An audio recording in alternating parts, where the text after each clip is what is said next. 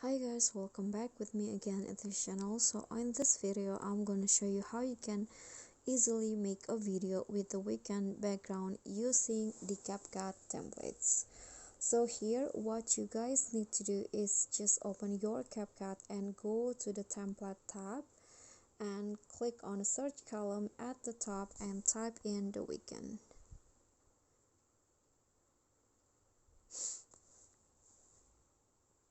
Okay, the Weeknd like this, and then in here you'll find lots of template that you can use like this.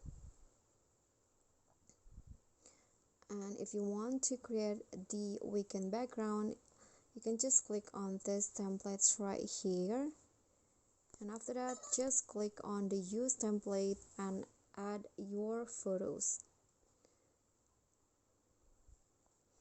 Okay, I'm going to add these photos right here. Click on preview,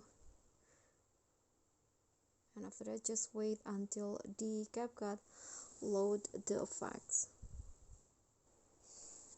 Okay, so after you select the photo, the video will be created, and here is the result. So you'll have that the Weeknd background in your video.